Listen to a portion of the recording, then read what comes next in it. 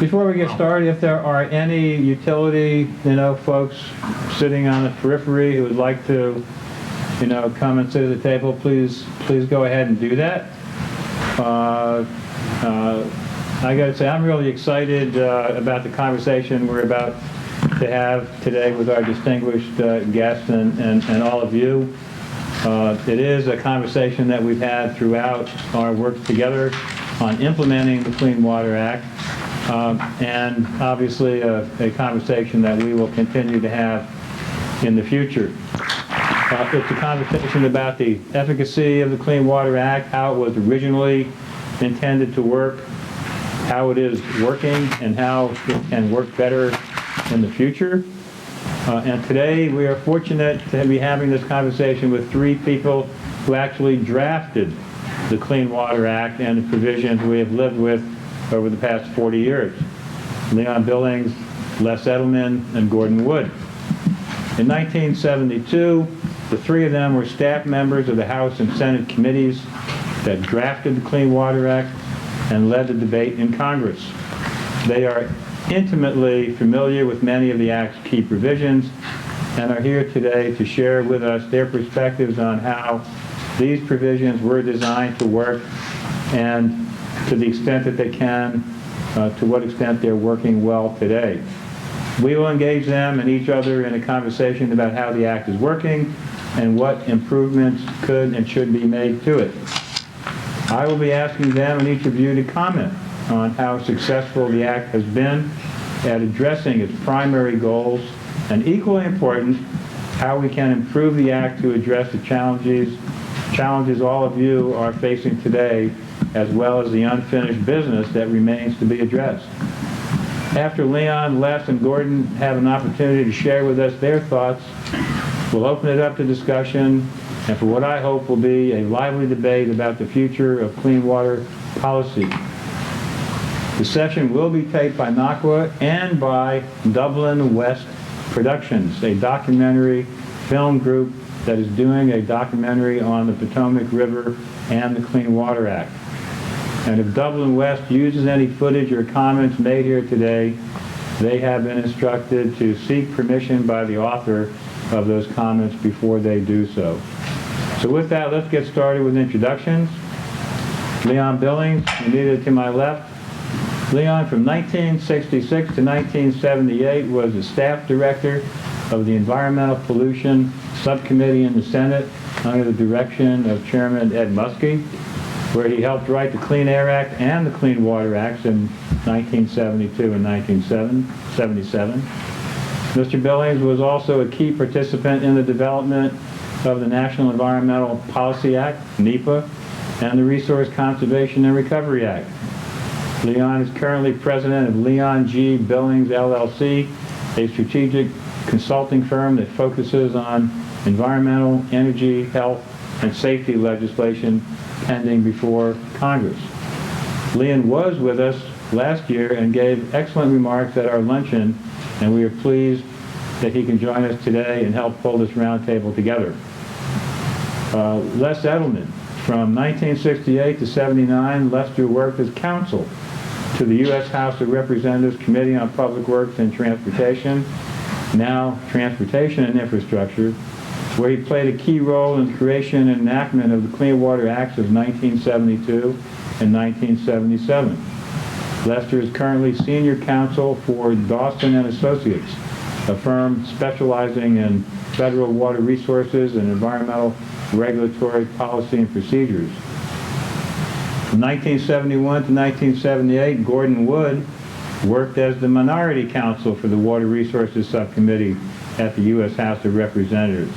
And while there, he was the lead minority staff member on the 1972 Clean Water Act, Superfund, and Water Resources. He's currently the sitting mayor for the town of Ocean View, Delaware. He married another good friend of mine, Pat Hill, who worked in the Congress and at EPA at the time. And his son, Rob Wood, is at EPA, and we have worked very, very closely with Rob on a number of issues over the years as well. We designated him as the Honorable Gordon Wood because he's the mayor in a town in Delaware, but Leon suggested to me that he's honorable too, because actually they're all honorable, but Leon does have the distinction of having served in the Maryland legislature, and indeed that is a term that carries with it honorable as well. So anyway, help me welcome all of our honorable guests today, and we're going to have a lot of fun.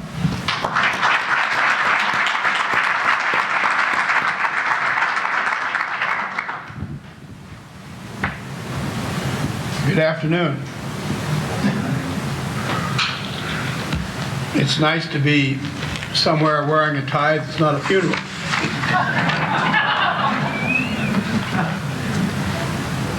Some of you may have been at the meeting where I spoke about the history of the Clean Water Act last year, the 40th anniversary. So I may say some things which repeat comments I made a year ago, so please bear with me. What I want to do is create a context for the Clean Water Act and how it developed legislatively and implicitly politically. Les is going to talk about certain interstices of the Act, and Gordon is also going to discuss other interstices of the Act. And when I get through with my opening remarks, because we've always done it this way, they will get a chance to correct me. And then maybe I'll get a chance to correct them. First, the scene. In the period that we're talking about, the level of partisanship was very low. The House Committee on Public Works and the Senate Committee on Public Works, as they were then known, were committees which worked across the aisle with each other and across the Capitol with each other. We had very, very little partisan disagreement. Didn't mean we didn't have substantive disagreement, but we had very little partisan disagreement. I worked with Gordon and Les and their colleagues as well as they worked with my minority and majority colleagues. That, as you all know, is a somewhat different circumstance than we have today. We had professional relationships which bordered on personal relationships. In fact, in 1971, before we even began to write the 72 Clean Water Act, the two committee staffs met together for a number of days just to create a structure which would be identical in each house, so that when we went to write the bill, we'd both be dealing with the same provisions, the same numbers, and so on. And that went on for quite some time and turned out to be probably an essential element of us ultimately being able to complete action on that bill in 1972. We were faced with a couple of realities. One was my boss, Ed Muskie, was running for president, and some think that may have influenced his aggressive posture on clean air and clean water in that period. We had a White House that was concerned. President Nixon was concerned about Muskie's potential candidacy, and he decided to take environmental initiatives on his own. The Council on Environmental Quality came up with this idea of using the Refuse Act of 1899 to create a federal regulatory structure for water pollution control, and we felt we had to respond. Neither the House nor the Senate was prepared to accept a regulatory program for clean water that had absolutely no basis in law. And we had differing approaches to how that program should be structured, but we agreed that it needed to be a legislative initiative, not an administrative initiative. We had started 5 years before, 1966, to develop a construction grant program, faced with the fact that the large cities in this country were getting virtually no federal funding, even though they had the most significant water pollution problems. And the funding that was coming out of the federal government was going to small towns and rural communities. And so in 1966, we began to address water pollution funding. And we knew by 1971 that that was completely insufficient, and we were beginning to get real pressure from mayors like Dick Daley in Chicago and others to rectify that problem. We also had, interestingly, to stretch the bipartisan thing a little further, the principal backers of an aggressive federal clean water law were Governors Nelson Rockefeller of New York, a Republican, Governor Spiro Agnew of Maryland, a Republican, and Governor Frank Sargent of Massachusetts, a Republican. They were, their states had already committed to certain matching grants for local government, and they wanted the federal government to be a player. We also knew, as a result of our oversight hearings and investigatory hearings, that there were a number of state programs that were fully developed and were actually working. So we didn't want to create an environment which stopped those state programs, but rather one that took advantage of the state's skills to administer the programs. And in that era, the conventional congressional wisdom was that Congress had authority to tell states what to do, but it didn't really have the same kind of authority with municipalities. States had to take the lead in dealing with their own municipalities.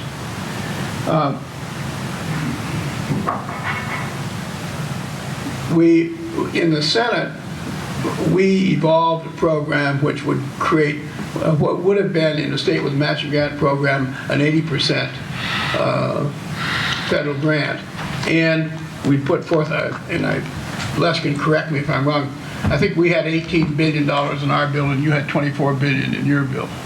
Is that your recollection? In the end? No, in the beginning. I don't remember the beginning. No, you guys had 2, 4, Right. 2, 3, 2, 3, and 4. We had 5, 6, and 7. 3 years. All right, so they were, the House was actually a bigger spender than the Senate. Right. And I can see the point. We were the good guys. Yeah, right. They didn't want to pay for it, but they wanted to spend it. And when you look at the legislation, you realize we ended up with a 75% grant and $18 billion, and with the states were matching with 25 to 30%, the large systems were doing pretty well in that period in terms of not putting any burden on their ratepayers. We did, in the Senate, include, and we had some difficulty in getting this through the conference committee, a provision that required recipients of federal grants to adopt systems of user charges, which was interestingly opposed by a number of the systems, particularly the city of Chicago. We had invested in a major study of the backlog of pollution control facilities in previous years, so when we went to work on clean water, we had some idea of how much money would be required to clean it up. And in my view, because this question will undoubtedly come up later, we didn't think the 72 Act was a single-shot investment of the federal government. We expected that investment to continue on until the backlog was diminished. There was a political climate that clearly recognized the need for something to be done on clean water. We had the Cuyahoga River fire. We had other fish kills on the coast. We had a dead Lake Erie. So there was, and plus we had a lot of members who were tired of dealing with constituents on the Vietnam War, and therefore were looking for another public issue to which they could respond. So that created a lot of the momentum for what we were doing. We had a fundamental problem which I may be corrected on by my colleagues. The Senate was more interested in ecology, and the House was more interested in economics. The House was more concerned about what the economic costs of the program would be. The Senate was more concerned about what the ecological impact of the program would be. And it was that dynamic that made the fact that we had 45 conference committee meetings, 45 meetings. Think of this in today's context, legislative context. 45 meetings, actual meetings of the members of the two committees to work out this bill over a 4 or 5 month period. And finally, and just sort of as a commercial, because this is Earth Day, we did have Walter Cronkite virtually every night with his focus on the environment, and we had kids in the streets and teach-ins at the various universities and so on. So there was a political momentum which I think we all took advantage of. So that's sort of the scene that we were dealing with and the structure that we entered into. So That's it? that's the beginning. We reserve our comments for later, right? Okay. No, you guys go now. No, You want to react to this? The only comment I wanted to make, and was Leon used the phrase, not the one being more interested than the others. It really never, in the House side, it never was a matter of being more interested. Our key point was we wanted balance. We just didn't think the program, we certainly wanted to help the ecology just like everybody does. But we just didn't think that the Senate spent enough time considering the economic problems when you lean over too far in one direction. And so we were looking for balance. Having said that, my job here today on Earth Day, and it's very appropriate on Earth Day to do this. Do you want to say No, I anything? pass. Okay. Oh, I thought I was. See what preparation does?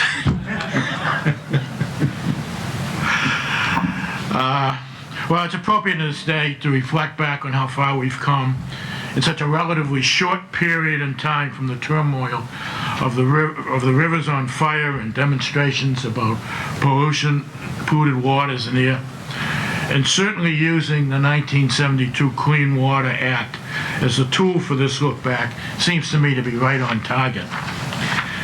I've been asked to talk about the effect of the Refuse Act program on the Clean Water Act of 72. During the 1960s, as a young lawyer in the United States Army Corps of Engineers, I learned firsthand that the Corps possessed an almost unlimited number of statutory authorities going back to the early 1800s, many of which are still on the books and have never been rescinded.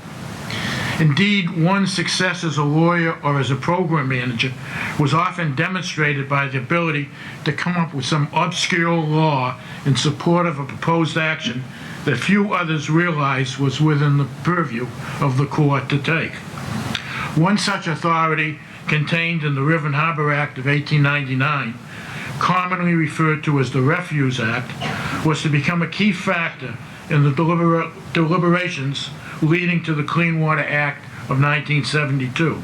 Indeed, it might be said that but for the emergence of the Refuse Act and its political impact, the environmental legislation of the 70s might have taken a totally different approach in some of the most significant aspects.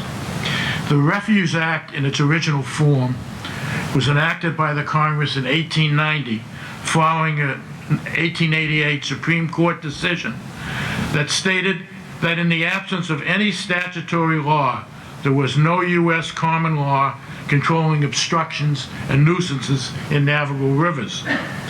This decision put at risk waterway transportation, an important aspect of American commerce, and the Congress reacted quickly to protect vital navigation interests.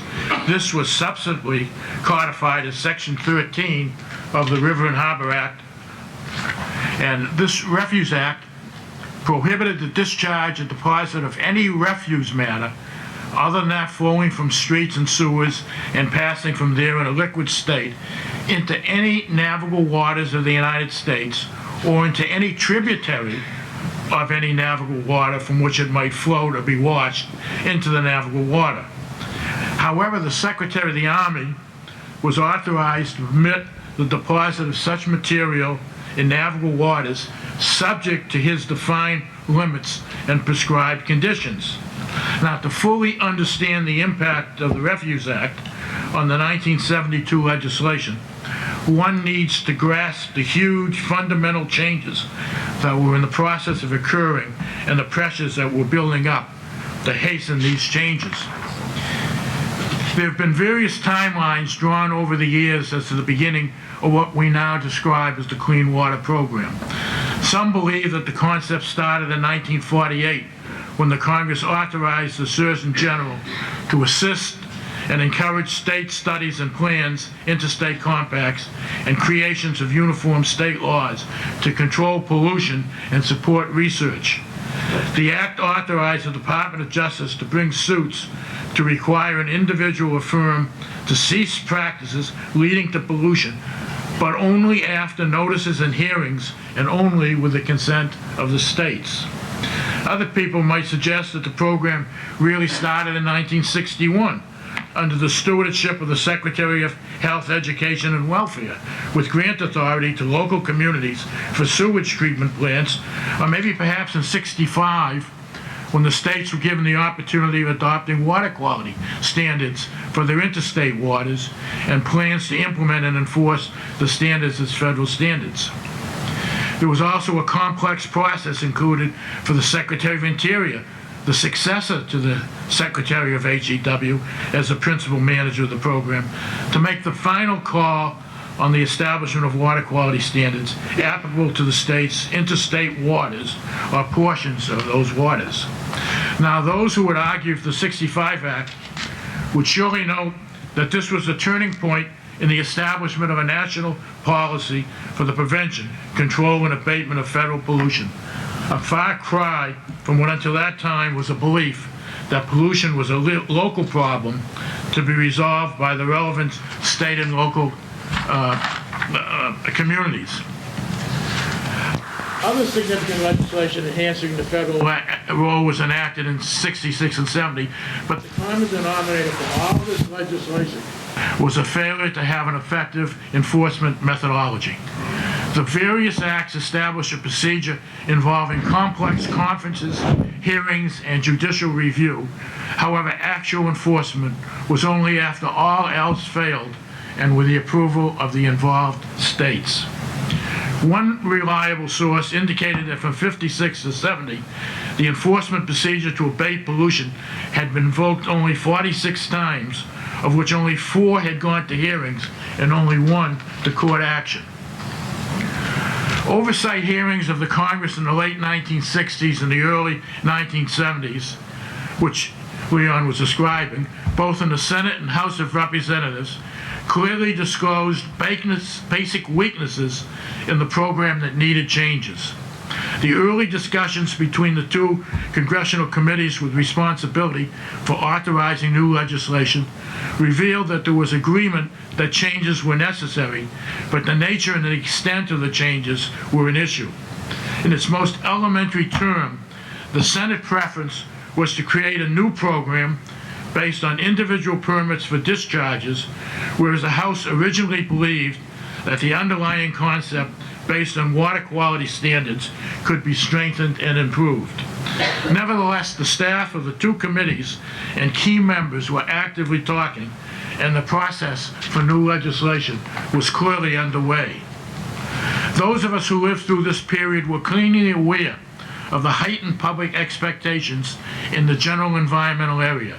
Patience was not considered a worthy value by the activists who were making clean water and clean air the battleground of the environmental movement.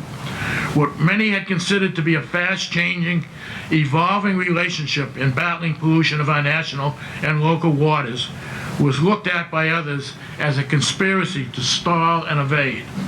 And on top of all others, there was a fast-approaching presidential election with many of the key players in the Senate committee expected to be prominently involved.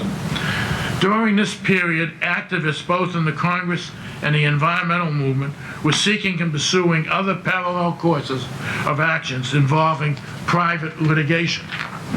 One of the more popular and publicized of these private suits was the so-called key time actions, which is a suit brought under a statute by a private party who declares that he or she is suing on behalf of themselves as well as the government. Since there had been no permits for discharges granted by the Secretary of the Army under the Refuse Act, activists encouraged the bringing of key time court actions for discharges under this provisional law. Indeed, one of the oversight House congressional committees championed this as the appropriate enforcement procedure for the Clean Water Program. Then on December 23, 1970, 2 days before Christmas, and without the general discussion that one would expect to go on between the executive branch and the president, President Richard Nixon signed Executive Order 11574, ordering the executive branch to implement a permit program under the Refuse Act to regulate the discharge of pollutants and other refuse matters into the navigable waters of the United States or their tributaries, and the placing of such matters upon the banks. The Secretary of the Army was directed to consult with the administrator of the Environmental Protection Agency respecting water quality matters, and then establish a procedure for receiving, processing, and evaluating applications for permits.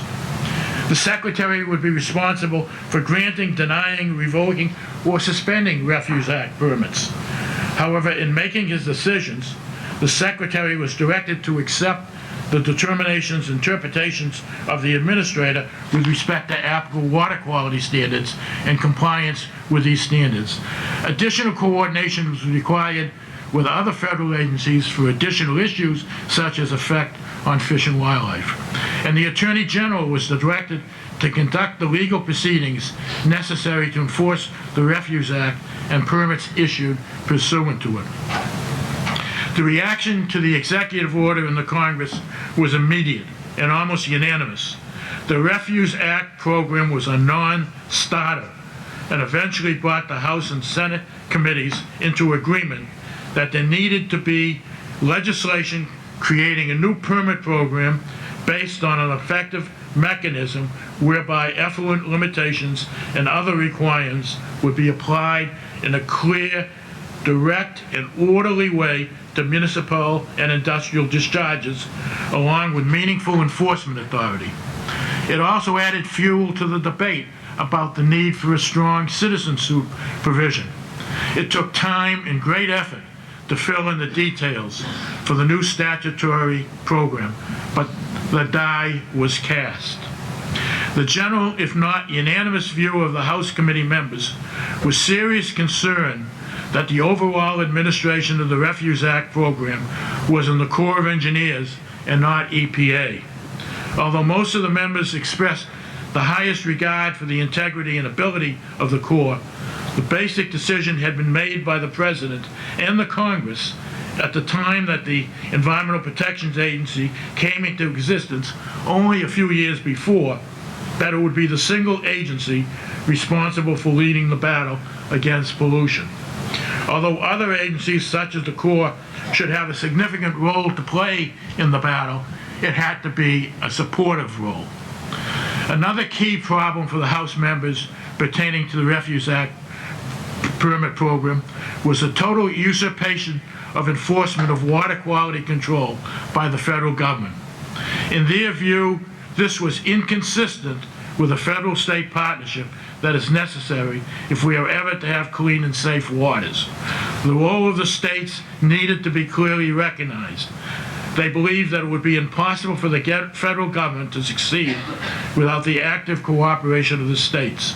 A system of permits required duplicate efforts or destroyed the initiative of the states and local government, was wasteful and non-productive. And perhaps most significantly, the Congressional Committee was historically created and nurtured the Clean Water Program, were angered at the unilateral creation of a new federal program by President Nixon without congressional approval. In summary, the infamous Refuse Act was doomed almost from its inception. However, its influence and impact on the shaping of the 1972 Act was enormous. Thank you. Thank you. No comments. You said it all. I just want to add that there was a little thing in the Refuse Act which was a bounty of $2,500 for any person who discovered an unauthorized, unpermitted discharge in the waters. And that made a whole lot of business people very nervous. And that was the genesis of the Teton Act. Here we are, 3 ex-staff members, old fartifacts, discussing the 72 Act, a product of Congress over 40 years ago. 40 years. Think about 40 years. World War I, World War II, Korea, and the first advisors in Vietnam happened over a period of 40 years. It's a long time. How many of you, besides Ken, had any professional involvement as sewer guys 40 years ago? Ken, how old were you in '78 when you became involved? 16? About, yeah, absolutely. The 72 Act is recognized as a great accomplishment or we wouldn't be here today. Legislation was important, but there's a few comments that need to be made. While the legislation was important, more important was the public's developing awareness of the need to address the overwhelming body of environmental insults. As for the Water Act, today, it's unfortunate that those who mattered most, Chairman Blatnick, Chairman Jones, Chairman Roberts, Ranking Minority Member Harsher and Clausen, and Senators Randolph, Cooper, Muskie, Baker, and others who are not here today, as well as other staff colleagues. Just remember this, we're 3 ex-staff members, but the members did it. They took a lot of heat, and there was plenty of it, especially for House members. It came from governors, mayors, the sewer guys, industry, farmers, OMB, others, and last but not least, environmentalists. All those, not to mention President Nixon, whose veto cost me a trip to Cleveland for a signing ceremony on Air Force One and a pen. To commemorate that loss, today, for the first time in almost 40 years, I'm wearing my President Nixon tie pin. I haven't worn it for 40 years. I'm proud to have been there and pleased to be here today with these colleagues. I so respect. There were so many capable people, and you just mentioned a couple. Elected staff included Cliff Enfield, one of the smartest men I ever worked for. Bob Mosen, the best legislative counsel ever, trusted by House and Senate members and staff alike. He wouldn't put any word to paper until the policy could be explained clearly. And that's very important. If you're working on regulations, writing laws, if you can't explain the policy to the person writing it, you're going to get junk. Les Edelman, a so respected colleague and friend of many years, and Carl Schwartz, the ex-Bureau of the Budget expert and dear friend, who tried to keep a lid on the budget, but failed. Not wrongly. The House and Senate did the right thing. My first directive from Cliff Enfield on March 1st, 1971 was follow less this guy around. It's your best way to get up to speed. And I can just say thank you because he let me. Other than family, getting to work on the act was the most distinct ever honor and high privilege. Even more fun than being elected and re-elected mayor of my little town of Ocean View in Delaware. I'm going to cover somewhat 3 areas today. 1, the regulatory framework, enforceable permits, and the level of federal primacy. 2, the move from water quality standards to technological discharge standards, and partially, only for the long term, back again. And 3, water pollution control planning. Where did we start? The 1965 Act wasn't working. In simple terms, it was a state mostly, water quality standard-based programs without enforceable permits. Clearly, something was needed. The Senate acted first during a most favorable political environment for action. Remember Earth Day, an anniversary today, I believe. They tried to rectify each 65 Act issue. Their approach, trash water quality standards as the Act's control modus operandi, in my opinion properly, but I'll say more about that. They set out a permit program for approved state for NPDES permits with enforceable standards. They incorporated an EPA promulgated technological standards, including the alphabet soup of BAT, BPT, toxic standards, and new source performance standards, among others, as requirements in permits.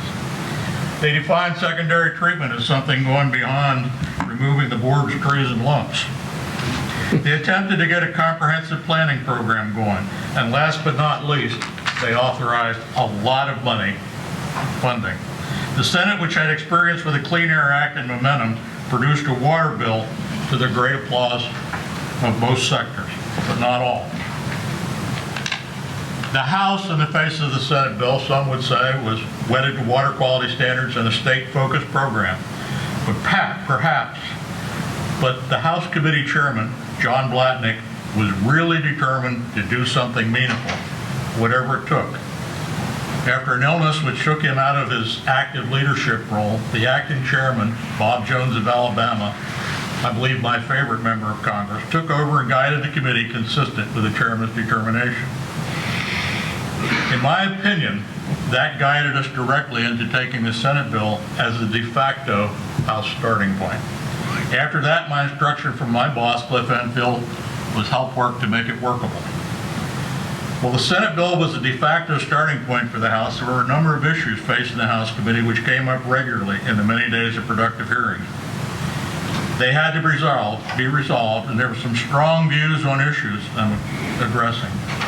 The relationship between the feds and the states, ambient water conditions and the cost of control requirements, fully but fairly equalizing the regional and local economic impacts of the varying levels of controls from state to state, including thermal discharges. This was something that was a high motivator for Senator Muskie. Resolving the question of the future of water quality standards and short-term and long-term considerations and requirements. One issue, and I think you've heard this already, which was not really an issue, one area, was the question of discharge permits for point sources. This was key, as it made controls enforceable, something previously not available. Effluent limitations. As for the alphabet soup, economically achievable was somewhat of a House mantra. Economically achievable was not a cost-benefit test for BAT, and a cost-benefit test was not included. Senator Muskie was adamant on us, saying BPT involves a limited cost-benefit analysis intended to limit the application of technology only where the additional degree of effluent reduction is wholly out of proportion to the cost of achieving such marginal level of reduction. He went on to note for BAT, well, cost should be a factor in the administrator's judgment. No balancing test will be required. The administrator will be bound by a test of reasonableness, close quote. The conference report contains a basis for establishing BAT, quote, by reference to the best performer in any industrial category. There was no cost-benefit analysis in the Act of BAT. If there had been, in my opinion, we might still be trying to figure it out. Uniform national requirements were deemed necessary by the Senate to preclude pollution control forum shopping. Another question, should treatment for treatment's sake be avoided, and should funding be provided or spent only to accomplish what water is needed? Answer, the technological standards in the Act. What were the federal and state roles in NPDES permits? I think it became a federally controlled program. Near-term versus long-term sort of came up, but it was really seen as a discharge limits issue. The perceived solution to long-term was planning. We knew it was needed. This is my opinion. Addresses somewhat my role. I don't think we knew what we were doing as well as we could have, and maybe it was not possible. The House followed the Senate Section 208 framework. The role of water quality standards was addressed, and the House included a comprehensive provision in Section 303. Let me talk about deadlines for a minute, because this is something really important. The Act had deadlines in section after section. I personally had concern that many were counterproductive, so I'll tell a little war story about the deadlines. By the way, have they all been met yet?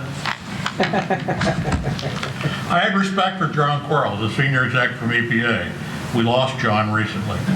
We met and talked often during the run-up to the Act, Republican administration and Republican side of the committee, conversations shared with Les. Experience at managing engineering projects convinced me that deadlines for EPA actions on the alphabet supervisions and others were ridiculously optimistic. That was my view. So I asked John Quarles, with a short turnaround time, to recommend a complete, realistic, and coordinated realignment of all deadlines. That was an important assignment as I saw it. I was contemplating adjustments of lots of months or even years, having scheduled and managed big engineering projects. Right on time, back came a table of revised deadlines. But at best, the recommended changes were for weeks, maybe a few for a very small number of months, and none for a year or more. Disappointed that realigned dates were included in the House version. Were many ultimately met? No. That was just an example of the euphoria-fed intent on the part of everyone to accomplish things fast. Unfortunately, it's sometimes unreasonably so. I think it hurt the program. I think we were unrealistically optimistic. And I think they've had a detrimental impact in the long term. What were some of the short-term and long-term actions? I mentioned that. The long-term view was not so obvious 40 years ago. Planning is the first component of good management. What else was long-term thinking? This is where the House got back to reintroducing water quality standards, not as a program regulatory centerpiece, but as a longer-term addressing of what to do when the alphabet soup is implemented and many waters are still substandard. And I'll discuss that in a little bit more detail. Moving on to the House-Senate conference. Eventually, the House completed its essentially bipartisan work on amendments to the Senate bill, and it was time to go to conference. Lots and lots and lots of issues. Staff resolved most of the minor differences, but the critical and some major differences required almost 40 meetings of the House-Senate Committee on Conference. It's a complicated piece of legislation, difficult issue. Some were contentious, most weren't. Just trying to get it right and make it workable. The role of water quality standards was one that was somewhat contentious because, as I said right in the beginning, the Senate bill basically, and not for the wrong reasons, trashed the idea of water quality standards. There was concern that the House was trying to backtrack, not only on water quality standards, but back to making it a state program. Not so. After many months, agreements were finalized in the conference on remaining issues, and Public Law 92-500 was enacted over the President's veto. Lots of dollars were authorized. Technological standards and permits reigned supreme, but a role was retained for water quality standards, especially a long-term role. Now came implementation. Talked about how important planning was. Implementation. This is where the rubber met the road. It took longer than expected to implement much of the alphabet soup standards, but this has been a great success. In this one person's opinion, planning was not. Briefly, Section 208 planning, something that looked good in concept and which had 100% federal funding, really failed. 40 years later, I have no recommended solutions on planning, but I think I know why 208 failed. Was there a large enough pool of talented folks to do the job? Not really. Could the talents be acquired? Yes, but.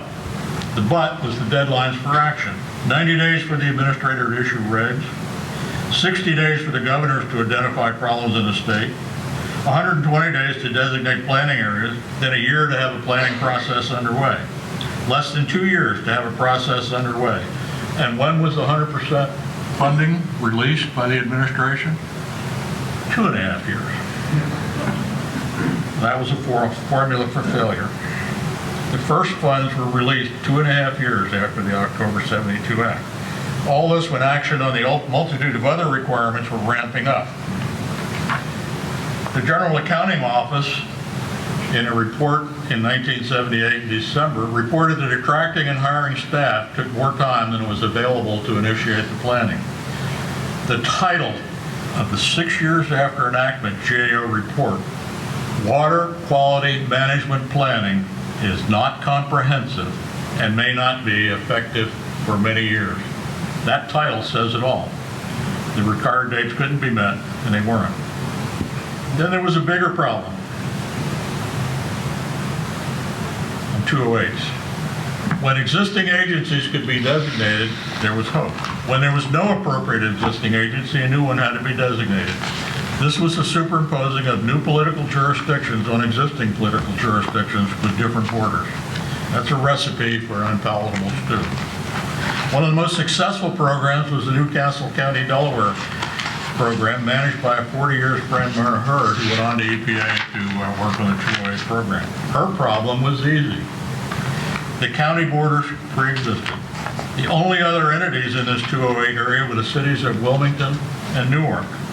3 entities, when some had as many as over 30 cats to be herded. That's impossible. Water quality standards implementation.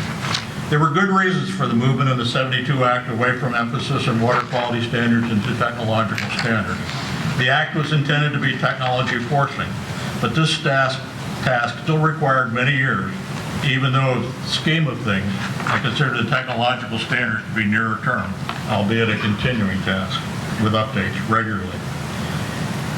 Notwithstanding the lack of expected results from the 65 Act up to 1971 approaching non-performance, the House saw merits in retaining water quality standards, but not as a way to avoid technological standards or enforce the role of the states. In the longer term, what was there in the Act to require added pollution controls if the successful imposing of the alphabet soup left substandard waters? Further, what about the undernourished elephant in the conference room called non-point sources? Section 302 did provide for requiring higher controls on point source or groups of point sources if they interfered with water uses. Note, in that planning section, the emphasis was still on point sources. Congressman Bill Harsha, the ranking minority member of the House Public Works Committee from a district on the Ohio River, had an answer in the House bill. He came to realize that there would be a need for some level of pollution control if the technological standards program did not result in a necessary required level of water quality improvement.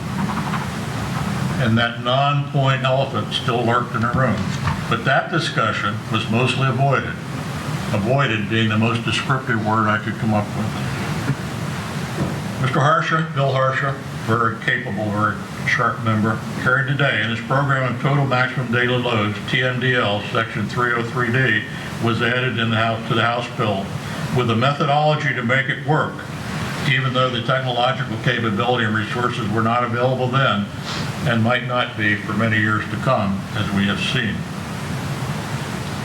We thought they would be available sooner. In the longer term, they will be, but it's still a work in progress.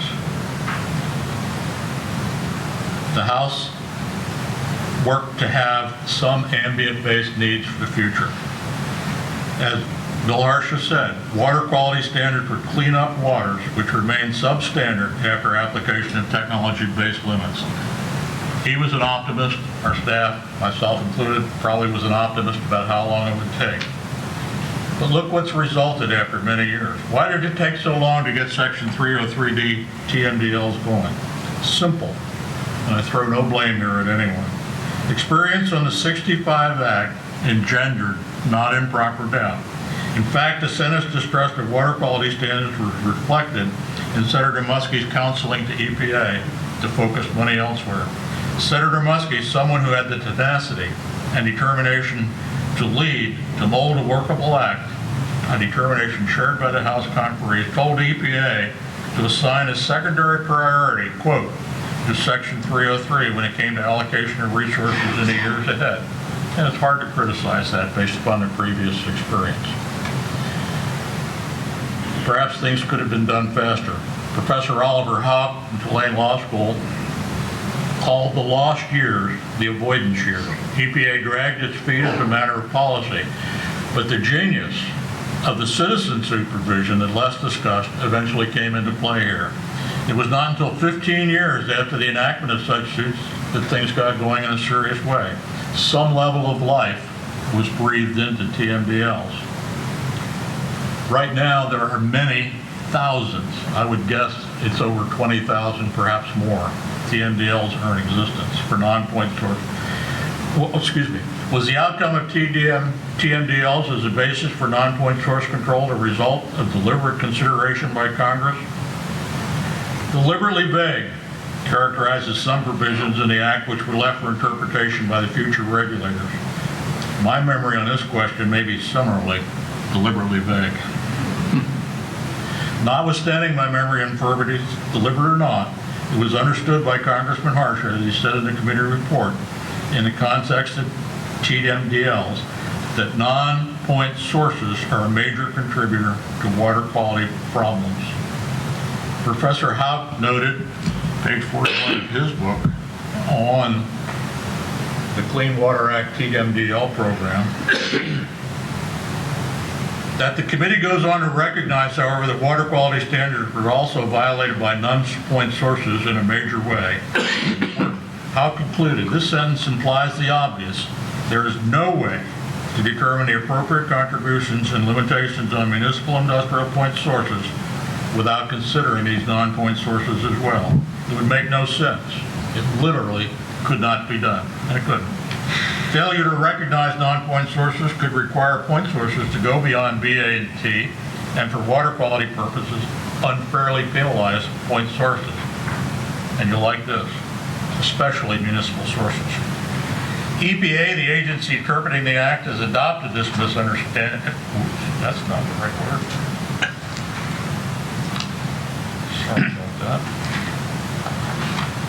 EPA, the agency interpreting the Act, has adopted this understanding. Further, right now, every state, all 50, have recognized by 2013 that TMDLs are part of non-point source solutions. Is there a legislative basis for that? Well, that can be argued. EPA and the Department of Agriculture are throwing major money at TMDL watersheds. Non-point dischargers are being paid not to pollute. Best management practice are in water quality TMDLs. It may be said, isn't the point now moot? In my 40 years later opinion, let me ask, is there another game in town for non-point sources besides TMDLs? So I conclude. I think the members of staff did a good job. Perhaps we could have done better. But the 40 years ago knowledge base was not where it is now. These are my thoughts on assigned issues. Let me say what a privilege it's been to be involved in working with members to accomplish something so important, doing something that has lasted well, and with such good people, House and Senate. Productive hard work is actual fun, and this was. If it sounds like I was critical of the Senate bill, that is not my intent. There would not have been an act of Congress that has lasted 40 years without the excellent Senate start, which made the House Levin Conference report possible. Thank you.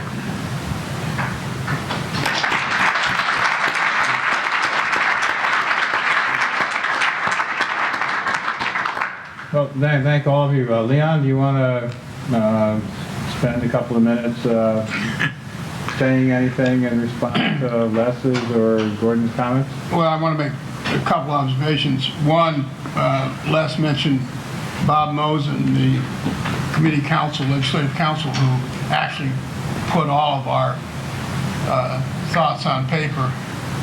And I do not believe that in the 40 years, the Clean Water Act intent has been overturned by the Supreme Court.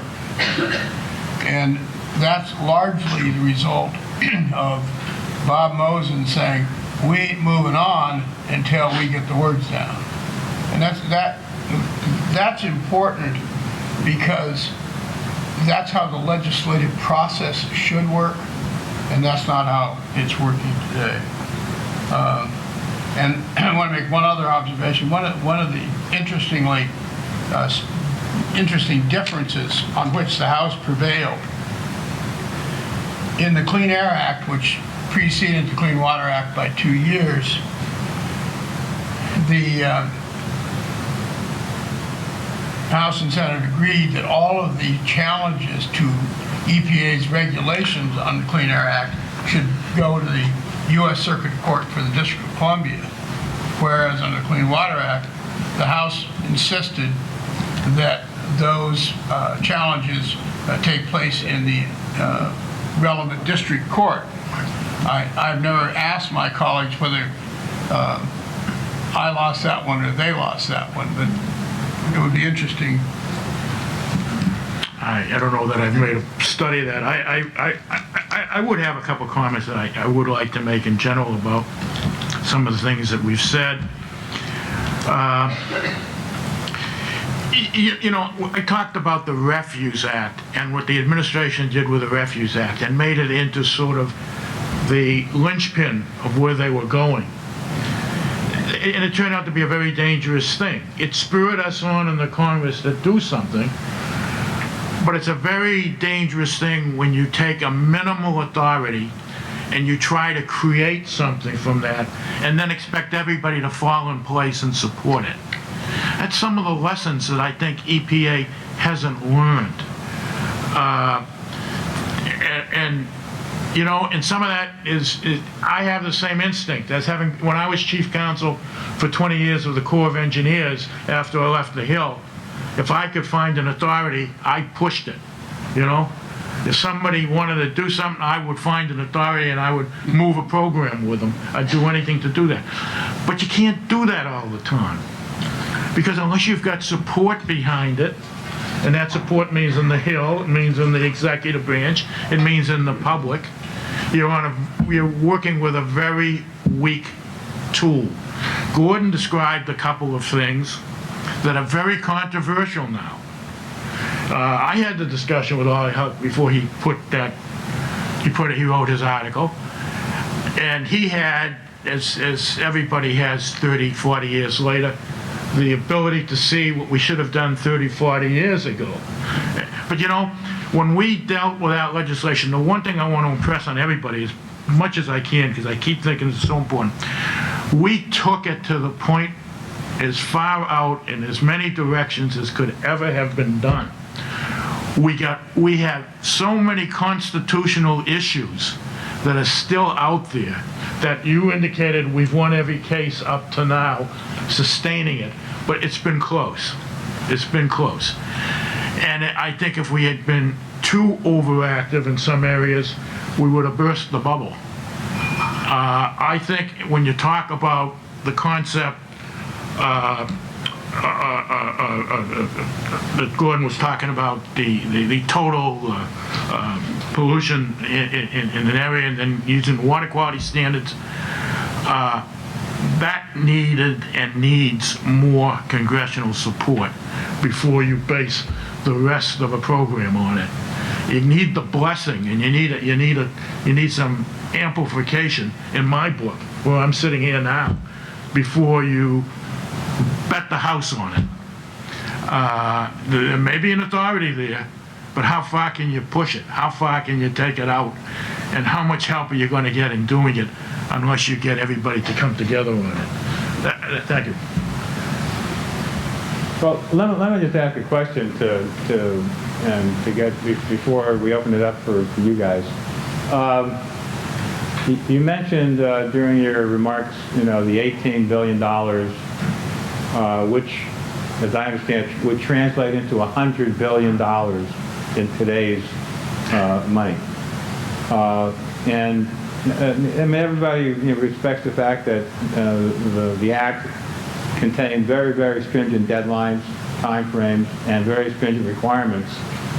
But at the same time, the Congress recognized that if they were going to impose those deadlines and those requirements, they needed to work with the communities and provide financial assistance of some kind.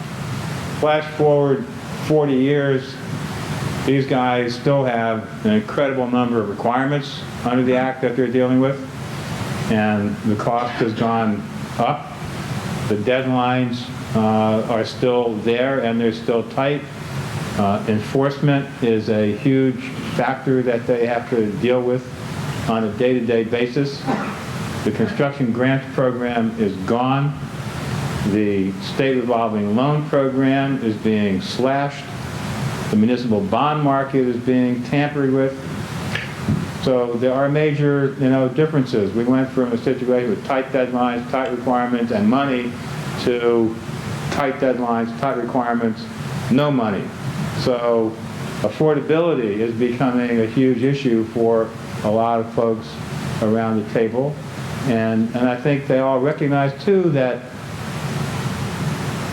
there may not be any federal financial support any longer. I mean, it's just not there, at least in the foreseeable future. So how do we deal with this situation? How do we inject more time into the process? How do we inject more flexibility into the act without, quote unquote, gutting it? How do we make this very, very important and critical statute relevant for the issues that we're dealing with today?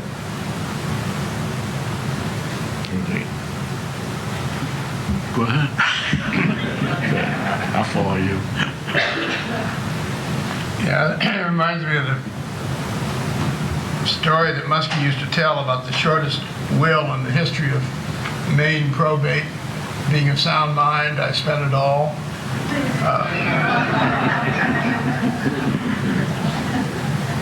At the time of the veto override in the House, Chairman Bob Jones, speaking on the floor of the House, and Bob Jones was from Alabama. Bob Jones was probably the most liberal, progressive congressman from Alabama, but by Muskie standards, he was relatively conservative, and he was fairly conservative on this issue prior to Blatnick's heart attack. Would you say? Yeah, prior to the heart attack, right? He said, furthermore, the president maintained that a vote to override the veto of the Water Pollution Control Act amendments of 1972 was a vote to increase the likelihood of higher taxes. So be it. The public is prepared to pay for it. To say we can't afford the sum of money is to say we can't afford to support life on Earth.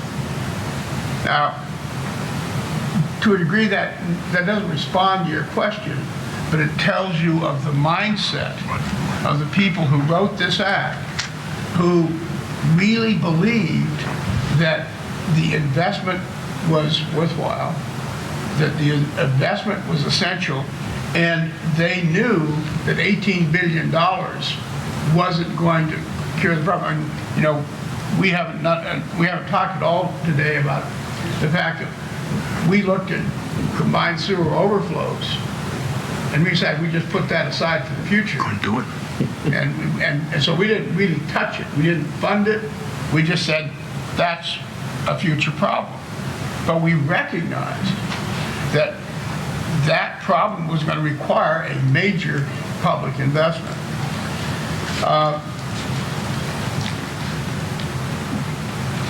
When you say that $18 billion today, in today's dollars, is $100 billion,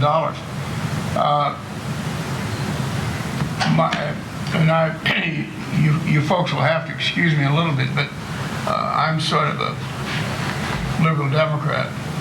I mean, I don't even mind paying taxes, which may give you a basis for your opinions. But the fact is that we have been cutting the resources to government without cutting the responsibilities of government. And you can't do that. You've got to, if you're going to have programs like the Clean Water Act that are going to require major public investments, and they're premised on the fact that these are shared investments of the federal government, of the state government, and of local government and users, you've got to have a tax resource base, and we don't have it. And until that issue is addressed, the only option, the only politically viable option, I suspect, is to try to roll back what you're required to do. And when you start rolling back what you're required to do, the environmental consequences are significant. Can I take advantage of your comment about Mr. Jones for a second? Mr. Jones was a person that I worked for in the Hill for a number of years, and he, as Gordon said, he was his favorite. He was relatively unknown outside of the Congress, but within the Congress, he knew what he was doing and he knew how to make things happen. And he took this act when it was after Mr. Blatnick had his heart attack and made it happen from as far as the House is concerned. I went in to see him when the House staff was still working on the bill and the Senate had passed theirs. And at the time, the amount of money that was in the bill, you made that point, was, I believe, 2, 3, and 4, was that it? And $2 billion, $3 billion, $4 billion. And I remember Mr. Jones asked me how much money was in the bill, and I gave him the Senate number. And he said, that ain't gonna do it. You know, if we're really serious, that ain't gonna do it. And he said, so raise it. You know, don't worry about it, raise it. And he said, and I also want to have it happen in a way that it doesn't get messed up in the Appropriation Committee. And so we took the next step. We took the step of copying the highway program contract authority. We didn't have a trust fund, but we had a mechanism that we thought could work, and so we said, okay, we'll use the concept of plans, specs, and estimates. And when the administrator approves one from the locals, that then becomes a commitment of the federal government, an obligation of the federal government to pay it. We are contractually bound. There is no appropriation action that can stop that. They must pay that debt. And we broke those projects into smaller portions to make it manageable, so you didn't have one thing coming up and waiting a whole lot of time. And we also did one other thing that perhaps I don't know that you're even aware of. One of the sections in the Act, Section 12, created an environmental financing authority in the Department of the Treasury to look out into the future, to supplement these amounts of money, because we knew that even what we were doing wasn't going to be enough. We tried to set up the best we could with the limitations that were on us, and there were all kind of limitations, something way out into the future that would pick up from where and supplement what we were doing. I'm only saying this because, you know, we sat around and before 1972 and went through the same kind of problems, the same issues of how do you do it, how you can't do it, and finally decided, after being pushed by our Senate colleagues, that the time was right, we had to do it. And then once we decided that, we had the leadership supporting it in the Hill. He had a remarkable group of senators in one place at one time, but we had a remarkable group of members in the House at the same time who, once they made up their minds to do something, it got done. And there was pride and responsibility in passing legislation. It wasn't pride in just stopping, putting a bill into the hopper. If you were the chairman or you were the person responsible, it was your job to get that bill passed. That was the kind of attitudes we had, and that's the kind that we worked under from our chairman. We failed, they failed, man, there was hell to pay. Today it seems like everybody just wants to get in there and fight, but they don't worry about the final action of getting that bill passed. What I'm really trying to say in a very inelegant way is all of these issues, they sound hard, they are hard. The numbers are enormous, but it's up to everybody in this program, and it's up to the members to get behind them, and it's up to the agency to understand that this is a high priority. You're fighting a lot of things, a lot of needs in this country right now. People are talking about, I saw something in the, I think it was Barron's over the weekend, a survey of how many people think the United States is no longer a leading country or will shortly no longer be a leading country. If you take an attitude that we can't do things we can't build up our infrastructure, we can't deal with our way of life or the environment of our life, we're doomed to be a secondary place. So all you got to say is, you got to work with everybody to get them on the same ground, going in the same direction, fighting for the same thing and getting it, that common objective, and then getting out and making it happen. What you're talking about now is just the same problem we had. We did as much as we could. Whoever carries the burden now will do what they can. Who are doing it. They really are, and I'm going to turn it Ken, over to them. Ken? Ask them if they have any comments. Just introduce. Larry? Question over here, Larry? My question, I just want to comment. These gentlemen, we really thank you for your service to our country. Thank you for your service to our country. Thank you for the service to the environmental community and for all of our utilities. 40 years ago, I began work in the city of Dallas. And my senior engineer ahead of me was on vacation. And the director came back and said, hey, here's a bunch of stuff you need to look at. I filed the original NVDS permit.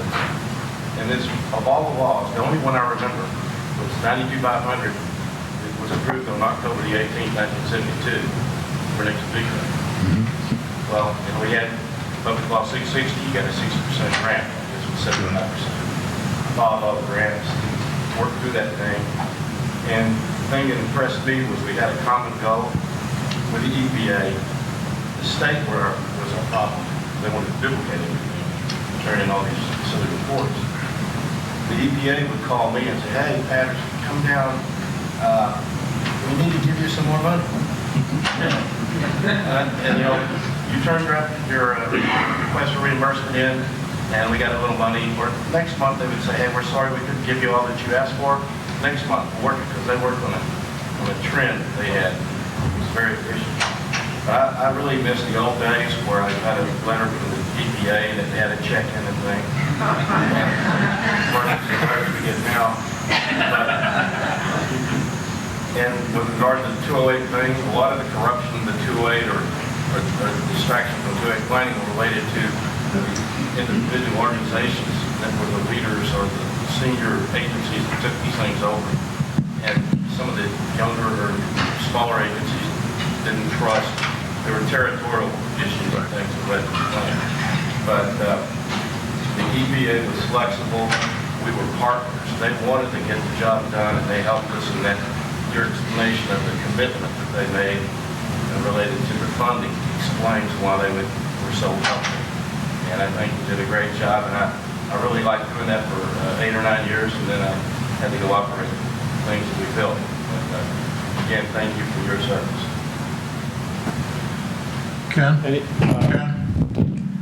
Ken, let me just introduce a comment on the funding. A mayor of a very small town, and we're constantly bitching to Dover about unfunded mandates from Dover in our state. Meanwhile, the folks in Dover are constantly bitching about unfunded mandates from Washington.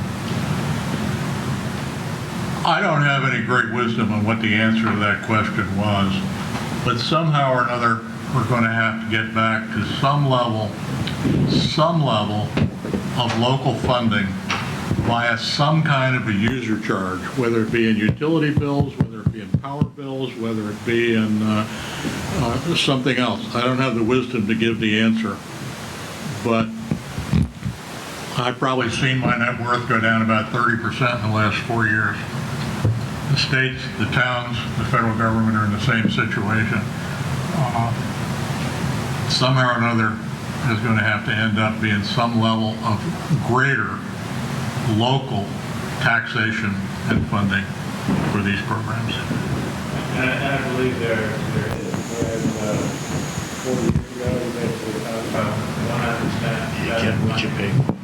today, 100% local funding, borne by ratepayers all over the country, with rates going up at a very high level, despite the level of inflation every year, going back to these 10, 15 years and projected into the future. So there is no alternative. I mean, that's where it is. The question is really,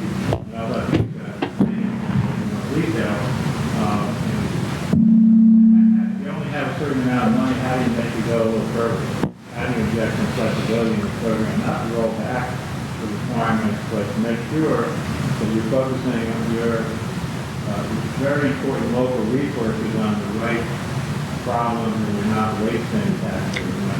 Fred? You know, you're Fred. Oh, you want a mic? Thank you again, and these are the full disclosure, I'm an enforcement that I'm trying to come up with Gordon with the cycle. Many years ago, when I was a very young lawyer, and the privilege of learning and industry in the clean water issues, and what the whole system is about. So everything you heard from Gordon today, this has not changed over the years. This is the story we heard back in the 80s. So I think that speaks to its reliability. But my question for all of you is,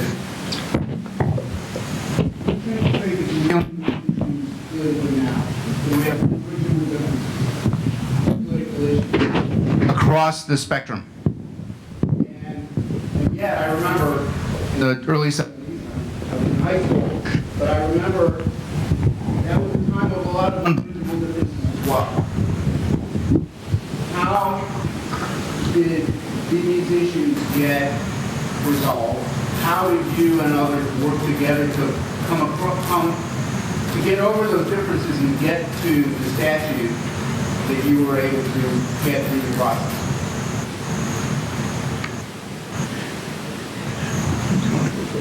Yeah. Okay. Well, I suspect our answers will be remarkably similar. Number one, not a moment of the actual deliberations on the Clean Water Act in terms of developing the legislation took place in public. Every committee meeting, every conference committee meeting was in camera. And number two, these were not staff processes. As somebody pointed out earlier, they were member processes. So if we went to a conference committee, we had to have a quorum of members from both sides to proceed, and they knew that.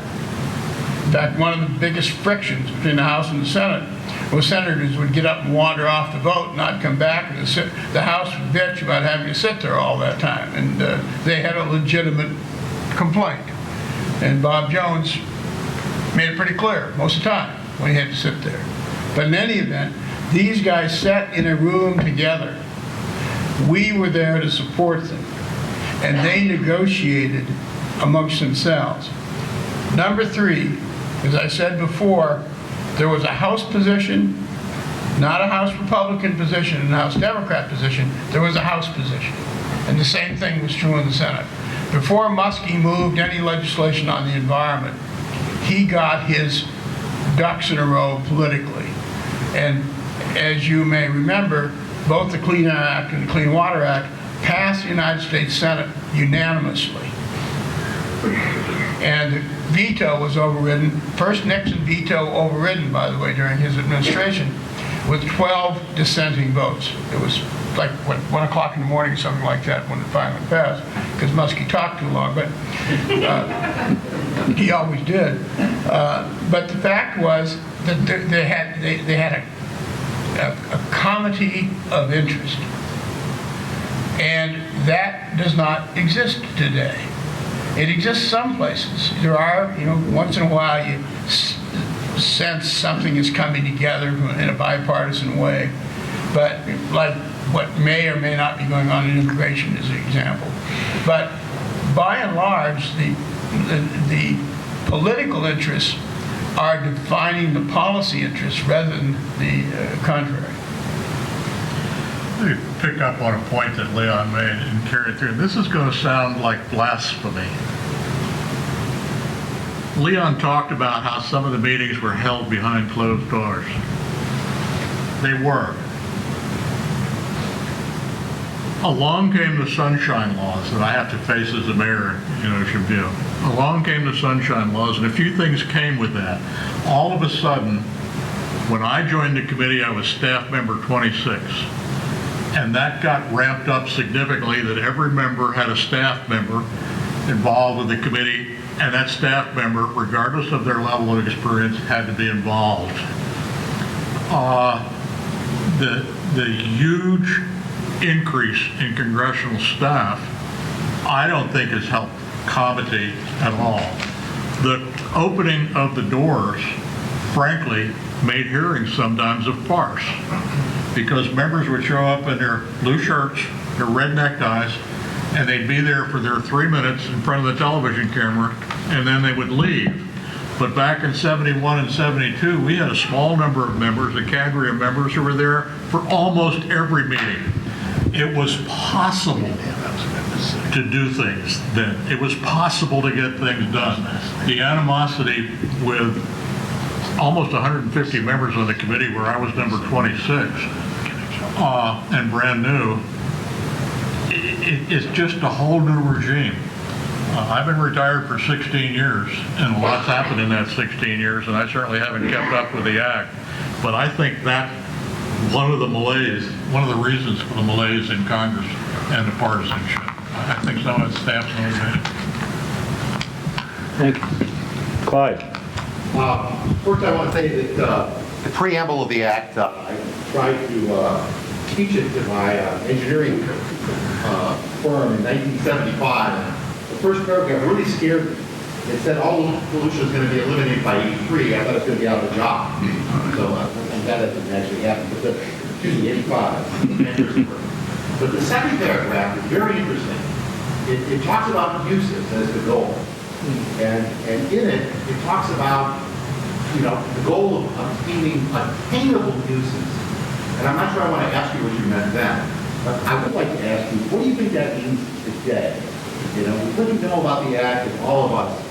What is an attainable use today? Are we searching for perfection? What does that mean to you after all your experience?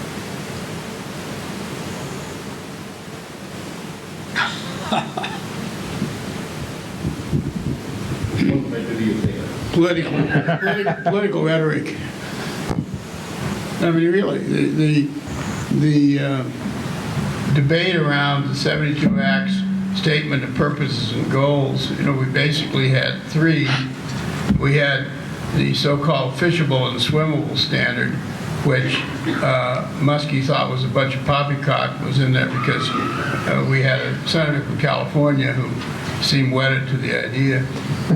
The second was the no discharge goal, which Muskie thought was a responsible way to eliminate the pollution problem, and he thought that, and a lot of his colleagues thought that was probably a technologically attainable goal, but it was nothing more than a goal.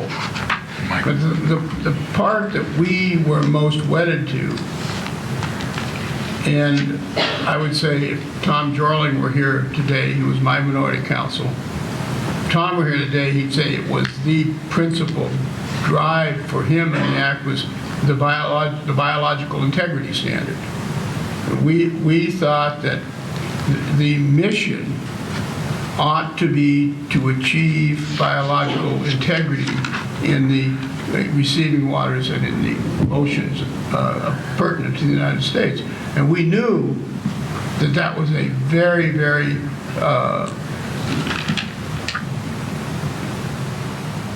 difficult goal. But we thought that, if we were going to stay true to the drive that caused us to develop the act in the first place, we had to have an ecological outcome that was acceptable. Attainable uses and the whole concept of beneficial use and all that were sort of a secondary, if anything, they were a holdover from previous laws. But in our view, the biological integrity standard was what our objective was. Can I just add one point? Early on, during our meetings with the Senate, that Section 101 of it was fighting words.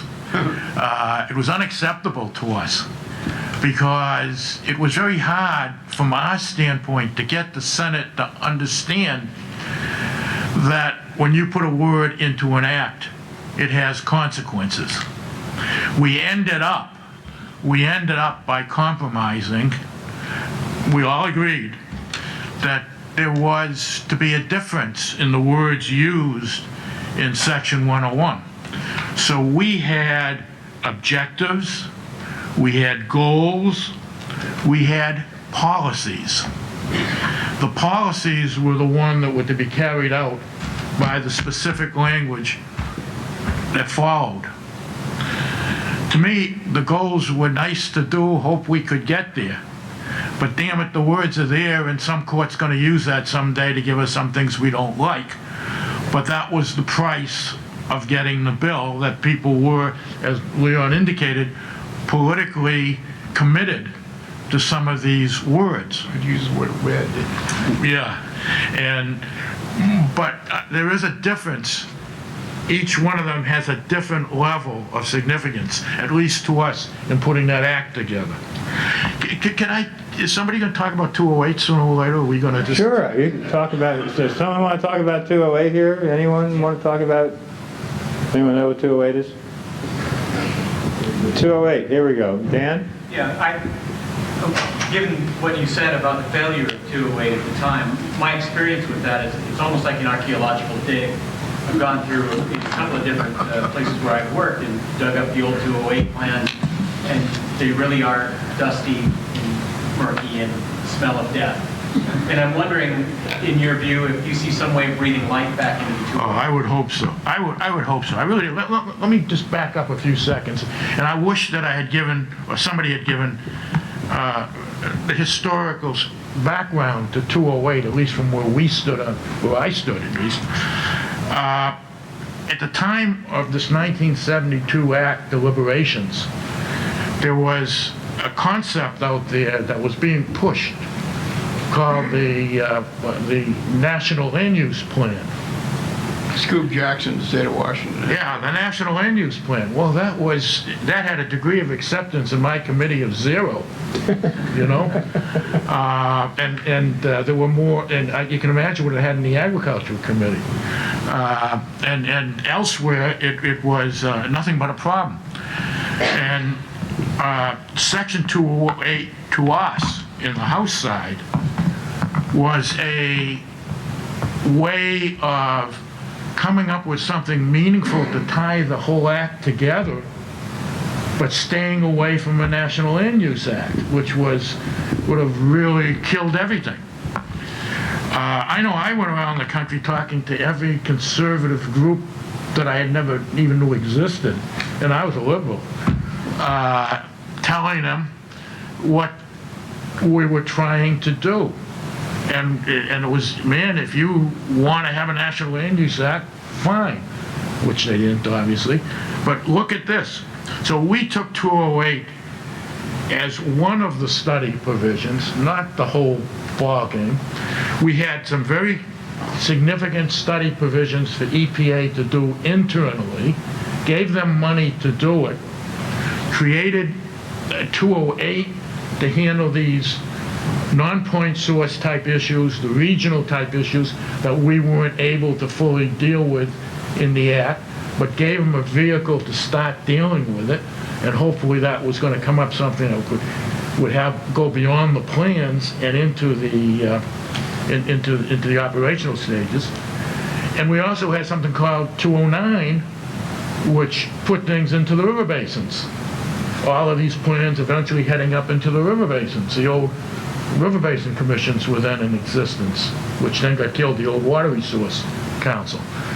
The plan was to try to bring all of these together into some unique way that everything recognized from the today you call them watersheds. But watersheds were our river basin at that time. And we were trying to put them all together in some way that the plans went up and they went down, and they all touched base. So I was hoping, for example, that there would be very little 404 issues, because I was hoping they would be resolved through the 208s, you know? And to me, it meant a complete thing. Well, what happened? 208 went into the early planning stages and died.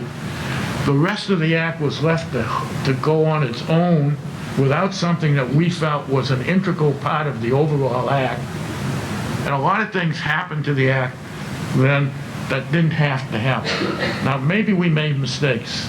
You know, maybe we should never have made the management part 100% as we did, because then no administration would buy into it. But I figured someday they were going to change that, put it back into a more, you know, meaningful, significant thing after the plans were done. And one other thing that I thought that the 208 plans did, and I don't know if you can think back to that time. At that time, most of your planners were water resource planners. They weren't water quality planners. They were water, and we were trying to give them something that they could move into, and it gives them attention to this area that up to then had been neglected. Do you think that was the disconnect there then? Is that they didn't really understand what the purpose of the 208 was? Oh, I don't think the administration wanted to understand the purpose. Yeah, can I, Yeah, please. you want to go first? Yeah, let me just, I talked about the GAO report. December 11th, 1978. I read the title of it before, but let me read it, a couple paragraphs on the front page. Water quality management planning probably will not be effective for many years until cause and effect water quality data is obtained, planning efforts become more comprehensive, and public participation strategies are broadened. Unless good cause and effect data is obtained to clearly support implementation actions needed, implementation of plans developed by planning agencies risk legal action and rejection. The Environmental Protection Agency has proposed, and GAO agrees, that potential solutions to water quality problems should be tested in selected river basins before being applied on a nationwide basis. I just asked a question. Isn't that where we are in the Chesapeake Bay right now? The Section 208 was sort of my special provision, while other staff members paid a lot of attention to others. We had a couple of interests. Les mentions the National Land Use Planning Act that was introduced by Senators Henry M. Jackson of Washington, chairman of the Interior Committee. Muskie saw the Jackson initiative to be nothing but a sheer jurisdictional grab on the environmental legislation. And I was instructed to make sure that didn't happen. So I think I'm primarily responsible for the initial structure of Section 208 brought to the conference. And in 1978, I said this, the Clean Water Act set in motion a planning mechanism intended to result in a regulatory structure which would provide communities with a mechanism by which to relate growth to environmental limitations.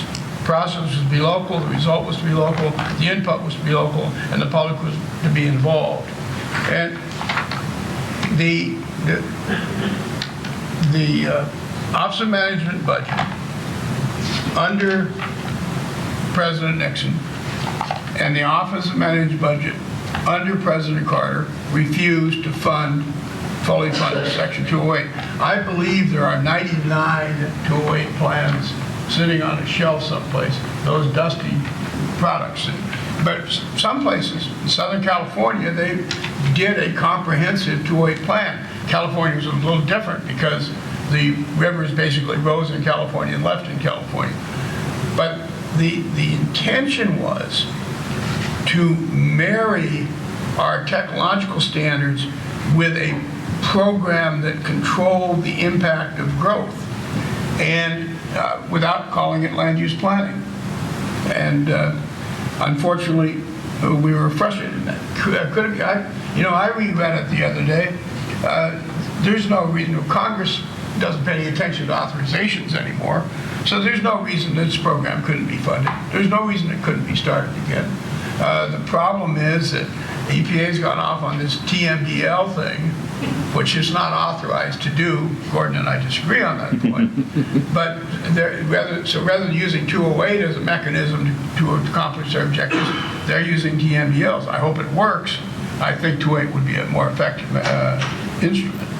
Well, now, we do have at least a couple of members who are bringing 208 back into their game plan. But I'll just say one thing. I think the other thing that was really determinative of whether 208 was going to be used or not, we had a deadline, 77 deadline for secondary treatment. The act passes in 72. Everybody wanted the money, and you couldn't do the planning first and get the money. It just didn't work. So the push was on to get the money out We and sort of fund all these separated out. projects. We had the funding for the $18 billion contract authority for the waste treatment projects. Most of your guys are standing in line with their hands out saying, we're ready to move on these projects, just give us the money. 208 was focused on that broader aspect of how do you avoid sliding back down that hill after you've gotten to secondary treatment.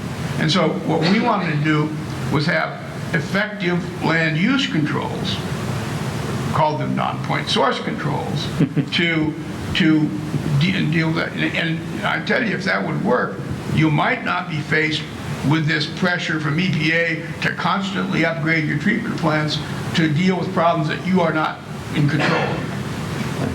Thank you. Other questions, comments? Good comments. Ben? You're still way on good comments.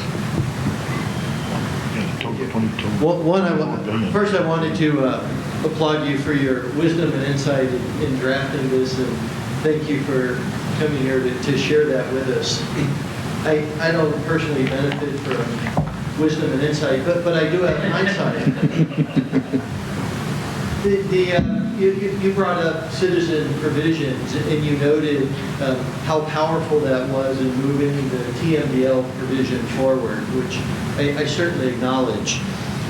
As a practitioner in the wastewater field, we're now faced with what I believe was an unintended consequence of that provision, in that inherent in the design of our infrastructure, we will have overflows in some frequency. And that has put us in a position, and it's perhaps more prevalent in my area in California, but it's nationally and increasing, that every wastewater agency does experience overflows, and we all are vulnerable. And in California, it's felt that every agency will be sued and will be settled. And we'll have to pay an increasing cost for attorney fees and other terms kind of put forth by plaintiff attorneys that have created what seems to be an unintended kind of policy-making situation. And the money as such, with attorney fees, almost an intractable interests from these environmental interest attorneys. We're all environmentalists, so I don't say it in a negative way, just in a reflective way of the situation and environment, how it's evolved from that provision. You know, if you have thoughts or you want to take that rhetorically. I'm not quite sure where to go with that. You know, if you're saying we provided the public too much ability to get in and participate in the operation of the act, who knows? Maybe you're right. We weren't going to get out of that conference without a major citizen supervision. I think we got out with about as little as we could have under the circumstances at that time. There were a lot of things that were in there. Some of us, some we were smart enough to see. Some of them we weren't smart enough to see. For example, when I think of the citizen supervision, you can sue the administrator for actions under the permit that he has under 402 or the state, that you can't sue the Corps under 404 because somehow or other one reference was left out of the provision in the citizen suit that related to 404, but didn't forget to put into 402. So, there were pressures. Sometimes you're smart enough to figure out where you can get hurt, someplace you can't. But to think that we wouldn't have had a meaningful citizen supervision, it's just not realistic. And I can guarantee you the next go-around on the Clean Water Act, unless it happens in the next year and it's led by the House, is going to have an even stronger citizen supervision. Let me make 2 points. Number one, if you're familiar with the Act, Section 303 does not appear, it is not referenced in the enforcement section of the law. And that's one of the reasons I have contended that EPA has exceeded its authority by what is required with respect to TMDL. And the courts, the Ninth Circuit, it was the Ninth Circuit or District Court in Northern California, has also misconstrued that provision of law. Second point I would make is, and it's sort of humorous, but we developed the citizen suit provision in the context of the Clean Air Act. And fortunately, the House went along with this identical structure in the Clean Water Act. Phil Hart, a senator from Michigan, was Ed Muskie's best friend. Phil Hart introduced a bill created by this University of Michigan lawyer named Joe Sachs that would have allowed lawyers to take cases to the courts for pollution of the environment. Muskie said, I am not going to have the judiciary determine what environmental protection is and what environmental pollution is, but I can't just tell my friend Phil to go to hell. So you guys have to fix this. So my colleague Tom Jarling came up with this idea, well, we'll have citizen suits. And that was subject to probably one of the most intemperate debates in our committee between people who saw the citizen suit as being authorizing a precedent that had not been set before in federal law, and those who, like Muskie, wanted to be nice to his friend, and those like Tom Jarling, who saw it as a way to engage the public more in the pollution control process. So all I can say to you is, had Hart won, your headaches would be much greater, your attorney's fees much huger, and the policy much less consistent. You know, it's interesting. Joe Sachs, Professor Sachs,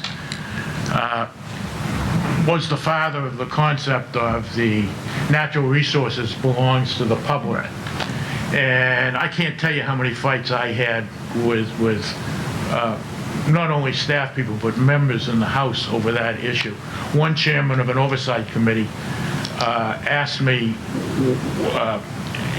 one time why we couldn't, under Joe's theory, why we couldn't charge for everybody that goes out and dredges in the navigable waters, since we own the natural resources. And I said, because we have a constitution in this country that doesn't give us that kind of ownership. And he says, what the hell do you know about constitutional law? You know, that's pretty strong when a chairman tells you that. And I've always been rather timid about speaking about constitutional law, but at least you were a lawyer. Yeah, he didn't think so. But as I said before, we really skated so close on so many issues on what you can do, what is within the authority of the Constitution. It's given to the federal government through the Commerce Clause. You know, they're still fighting some of those issues. So citizen suits to me was we did what we had to do. We did no more as far as opening it up for some of the concepts that were out there, and I think we got away pretty easy. Thank you. You know, just for your information, you guys remember when we were the Association of Metropolitan Sewerage Agencies, and you referred to them as the sewer guys. Well, they're no longer the sewer guys. They're the clean water guys. Right. We've changed our name, and if you're not aware, we are seeing these organizations that are represented around the table change the paradigm of clean water around the country. well, whether you're in New York or Washington, D.C., or Philadelphia, or Alexandria, or out in the Northwest, or Chicago, and Milwaukee, or down south. These folks are doing things differently. They're integrating their programs. They're focusing on reusing resources and recovering resources, embracing energy as a resource, engaging in green infrastructure, trying to save money, trying to make money on what they do. They are truly, changing the paradigm. And I got to say that wouldn't happen unless you guys had worked to put the Clean Water Act together to begin with. So We couldn't have done it without you either. well, that's true too. But Karen, would you like to talk a little bit about what you're doing in Alexandria to focus on that a little bit? Thanks, Ken. First of all, gentlemen, that was a great talk. It was not on. I think he just hasn't moved me up yet. I wanted to thank you for sharing your wisdom and also your experiences. I think we tend to forget how well you all got along and what democracy really looked like in our country. So thank you for being honest and giving us that feedback and honestly a little bit of hope. And hopefully what I share is our hope as a profession. We've always been looked at as not a very glamorous type of business to get into. As a matter of fact, I hear that from my city council quite a bit. But we have really changed who we are, and we're looking at wastewater not as a waste, but really as a raw material. We don't realize that within our bodies, we just take things in, and what we don't use, we put it back out. And there's a lot of potential in that material, and we use water to carry it. And from that, we're able to get energy, which we use from our methane, so we've offset the cost of natural gas, so we don't have to cool that much from the ground. We're able to make clean water and offset what we have to use in terms of drinking water, so we don't have to treat that, and we can use it in non-potable types of situations. We have nutrients. So we're able to complete the nitrogen cycle, whether we put that back on the land or whether we create energy like DC Water is going to do with combined heat and power. So we're becoming truly an industry, a way of creating probably much more than what you ever considered when you first thought about the Clean Water Act. We understand the tenets of no discharge, but we realize that you kind of need that. But we've taken it beyond that to say, well, maybe not no discharge, but how to make those discharges really relevant, not just for today, but for the next 40 years. What can we do with water to make sure it's clean and safe for the people that we're bringing up? So just a little bit of where I think we're all going as a profession, and this is just the tip of the iceberg. There's an enormous amount of brain power among my colleagues, and I hope that you can help us find a way to touch all those minds up on Capitol Hill and create that momentum that you guys have to make a difference in our communities and in our world. Any closing comments before we? Yeah, can I just? I don't know exactly how this fits with what all of you do, but I have, I'm over 80 years old. I've had almost 40 years of government, but I still have a lingering interest in what we think in terms of the clean water and in water resources. And I'm just going to use this forum to just say something, and I don't know whether it fits with what you're doing or it doesn't fit, but I want to call to your attention. One area that I'm involved in with my firm, I'm with a firm called Dawson and Associates. It's a firm that probably that's deeply involved in these kind of programs, water resources and clean water and all the rest. But one thing that we have got ourselves involved in is is an urban river restoration. There's a lot of rivers around this country in the big cities where you all come from, where the rivers maybe are under Superfund issues, have Superfund issues, and sediments of who knows what's in there. And there is a program, as you know, the Superfund, CERCLA, to clean it up. It ain't done. It hasn't worked. It won't work because it's a statute that was created in the concept of punishment.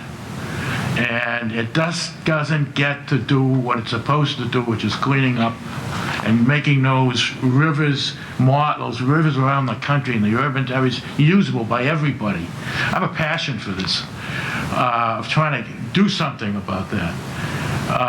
And it seems to me what we have been trying to do is trying to get the local people work together, not only with EPA, with its authorities under CERCLA, but bring into the mix the Corps of Engineers with all of their authorities for other project purposes like transportation, recreation on the water, and all the kind of things that need to be brought together.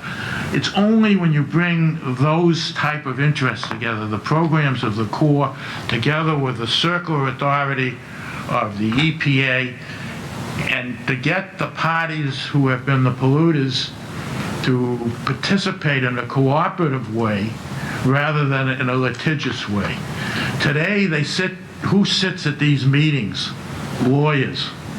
The people that ought to be sitting at these meetings, along with the Corps of Engineers and with the EPA, ought to be key managers, pulling together a program that will get rid of all of this stuff and make these waterways, these rivers usable.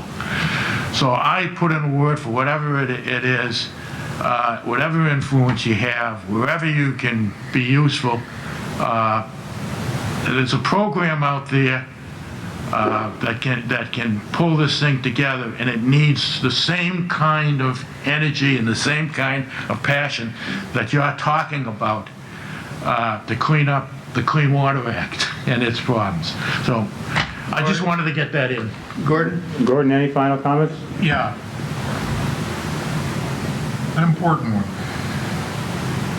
The Clean Water Act has accomplished a lot.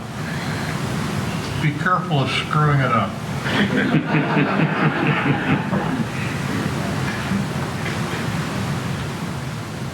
Be careful of asking for cost-benefit analyses. And I say that trying to be a friend. I think I understand what your position is. 40 years later, 4 decades, it's still almost impossible to quantify benefits. What's an acre of wetland inhabitants worth? Or the fish in a river? Or the oysters are a clean stream that maintains a balanced indigenous set of life? A child's health, protection for future generations. Quantifying the benefits is very, very difficult. They can be over-exaggerated or real benefits lost in the fly specks and the pepper. That's it. Be careful. Senator Muskie died in 1996.